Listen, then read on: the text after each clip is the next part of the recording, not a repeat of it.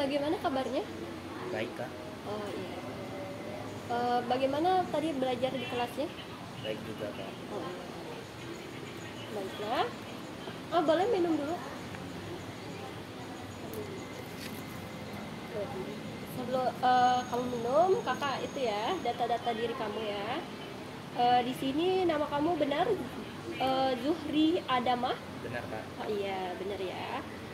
Tempat tanggal lahir eh, Bangka Tengah 23 Januari 2007, benar? Benar kak. Oh iya, benar. Jenis kelamin pria, alamat Jalan Raya Penagat, Benar. ya. Agama Islam, kelas 10-8, benar. Yaitu motivasi di sini pengen menyelesaikan masalah ya. Ya benar kak. Nomor HP kamu 0821 1774 6842, benar? Benar kak. Iya, benar.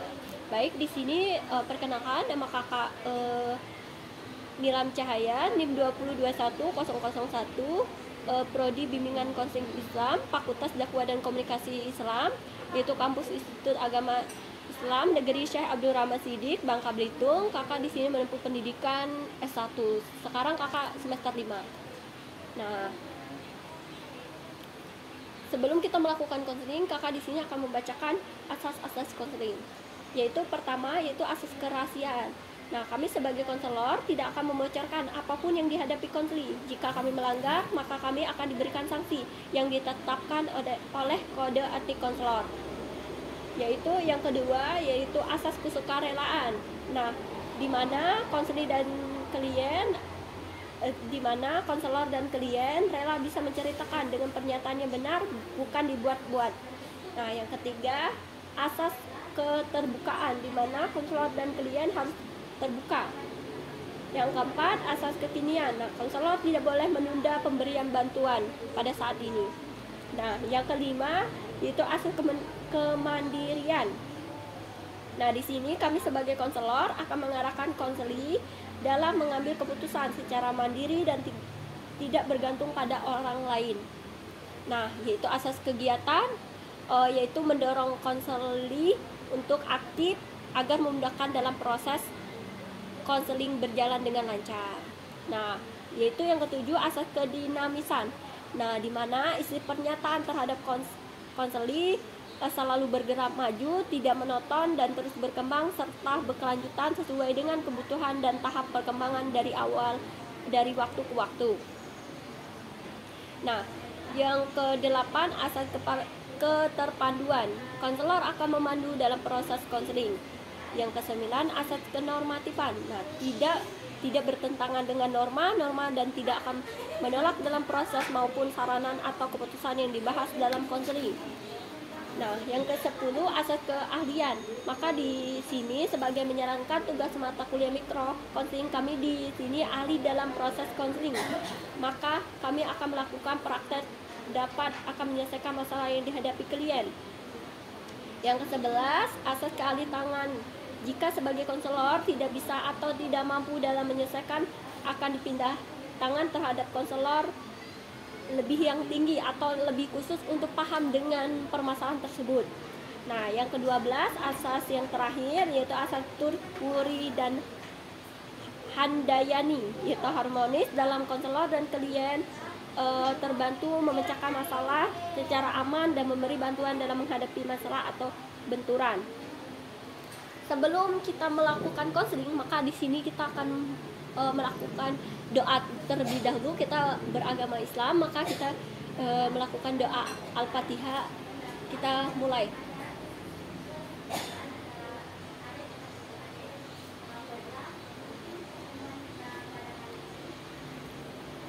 Alhamdulillah. Baik, kita udah melakukan doa. Di sini minum dulu, tarik napas dulu, kita minum dulu ya. Nah, baik. Apa tujuan dan apa permasalahan ingin melakukan konseling dan apa masalah yang akan kamu ceritakan? Silakan ceritakan senyaman mungkin, serileks mungkin. Jadi kamu ceritakan. Sebelum itu kamu datang, kamu buang napas, tarik napas, lalu buang. Ya udah. Nah, Baik, di sini kita akan melakukan. Sekarang tangan kamu tetap di dada kamu. Baik, di sini kita akan melakukan perjanjian ya. Apabila nanti perjanjian ini harus kita tepati ya. Jadi kita melakukan perjanjian di mana perjanjian ini akan menentukan proses konseling kita. Ini baik, saya berjanji. Tutupkan mata. Saya berjanji. Saya berjanji Akan melakukan konseling. Sungguh-sungguh. Dan akan melakukan dengan sebenar-benar. Dengan pernyataan yang benar. Tidak menutup-nutupi. Dan saya akan melakukan dengan sungguh-sungguh. Dan tidak membuat kendala konseling tidak berjalan dengan baik. Jadi kita udah berjanji dari hati ke hati. Nah, dari sini saya akan menanyakan apa permasalahan kamu mau ke sini. Jadi begini, saya itu agak benci sama pelajaran matematika dikarenakan banyak menghafal sekali rumus, dan juga gurunya itu mengasih rumus secara saya tidak paham. Minggu lalu saya pernah ulangan tentang deret arit matematika. Di situ saya mendapatkan nilai 0, dan di situ saya mulai malas belajar matematika. Saya sering bolos, saya sering tidak masuk ketika jam pelajaran matematika. Dan bagaimana solusi untuk saya? Di sini bahwa kamu itu tidak suka dengan matematika. Jadi bawaannya tuh kalau pelajaran matematika itu pengen menghindar atau bolos dengan pelajaran matematika. Di sini harus yang kamu pahami, matematika itu penting.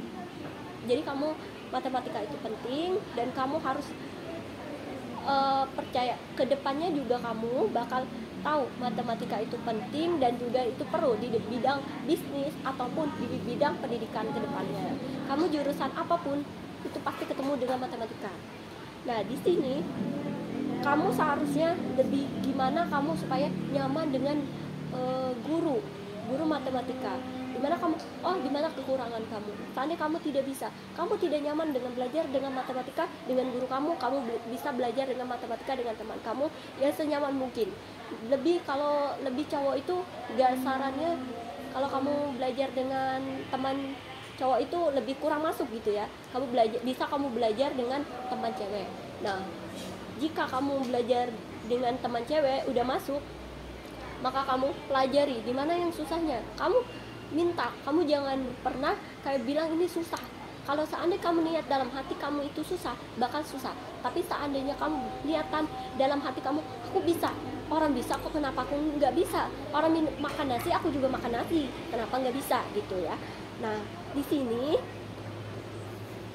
seharusnya kamu ada kemauan, di mana kamu mengubah hal yang nggak kamu suka itu menjadi kamu suka. Yaitu pertama, ada kemauan, minat, dan perbaiki diri, yaitu motivasi kamu dalam berprestasi matematika. Bagaimana kamu memacu ini supaya kamu matematika itu kamu nggak suka jadi suka, itu harus ada niat.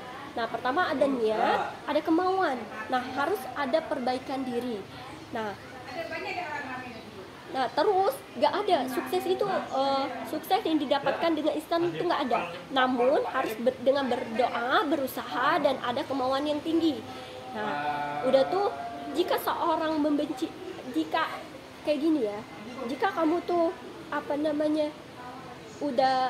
udah seandainya orang itu ngajak kamu supaya ya udahlah karena kamu gak suka matematika, lebih baik kamu kayak kita bolos kayak gitu, ini itu misalnya.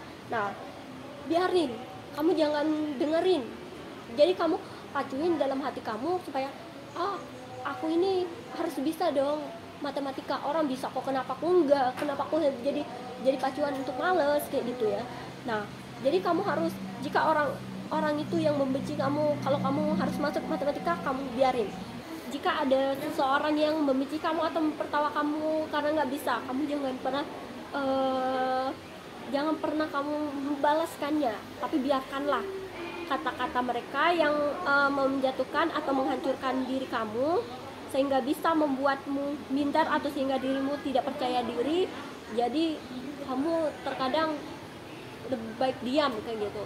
Tapi diam itu, dikatakan diam, kamu harus membuktikan kepada mereka, aku bisa. Kamu makan nasi ya aku makan nasi gitu. Jadi kamu bisa.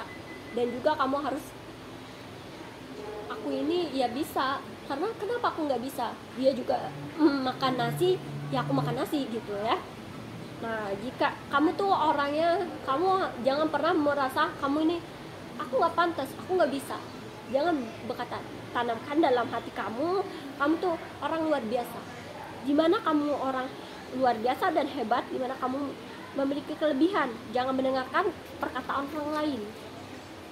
Mulailah yakin kata hatimu, ikuti yang benar, bukan yang kayak tenar ataupun orang yang cari perhatian dengan guru. Yaitu yakinlah apa yang kamu yakinin. Menjadi berbeda, unik itu nggak salah, sebagai masih aturan yang sesuai dan tidak melanggar dan merugikan orang lain. Nah, di situ. Jadi kamu melakukan matematika, kalau kamu suka dengan matematika, jadi kamu harus percaya bahwa kamu itu yakin dari hati kamu, jangan melihat dari orang lain, dari omongan orang lain. Nah, jadi untuk kedepannya gimana? Saya akan belajar bersungguh-sungguh matematika, karena menurut penjelasan kakak tadi, pelajaran matematika ini berguna untuk masa depannya. Oh iya, baik. Nah di sini kakak ingin memberikan pesan sedikit untuk kamu. Nah, di mana jangan pernah kamu sia-siain masa depan kamu. Mana apalagi kamu sekarang masih panjang ya, dan kesempatan kamu dari awal ini kamu itu harus mengejarkan prestasi, di mana kamu harus melakukan prestasi yang luar biasa. Karena nggak bisa lagi diputar. Nanti kamu akan di masa-masa ini kamu akan merindukan hal ini. Sekarang emang tidak, tapi kalau nanti kedepannya kamu akan merindukan hal ini, dan kamu harus dimana kamu harus mengembangkan dan tingkatkan. Dimana kamu hal yang suka, misalnya kamu sukanya dalam olahraga, kamu lakukan. Kamu harus mencetak prestasi dengan sebaik mungkin selagi ada waktu, karena waktu yang sekarang kamu masa SMA tidak bisa lagi diulangi, dan untuk masa ini nggak bisa lagi kamu putar. Seandainya kamu bisa kamu putar, bisa kakak nih bisa diputar, kakak pengen masalah kakak itu jadi yang lebih baik. Tapi kamu harus jadikan motivasi kamu supaya oh iya, saya ini ada kesempatan.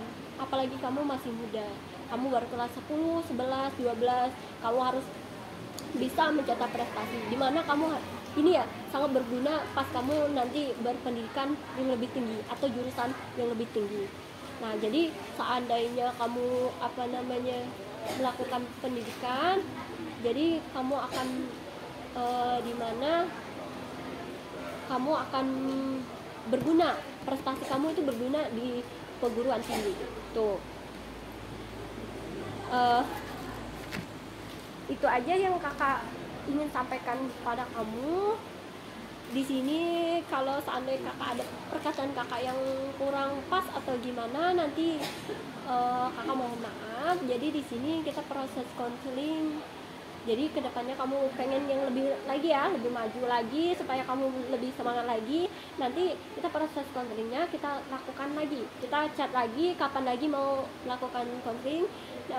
Nah, jika kita udah pas dan kita tentuin, kita ketemu lagi kayak gitu. Nah, baik, sebelum kita menutupkan konseling di sini, kita melakukan doa Al-Fatihah dulu supaya kita lancar untuk ke depan melakukan aktivitas. Ya, kita bismillah.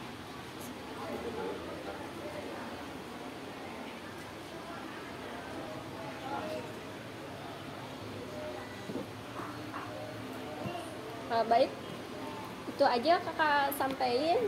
Nanti kita lakukan pertemuan lagi ya. Ya udah. Apa kamu mau kakak antar ke depan? Ayo.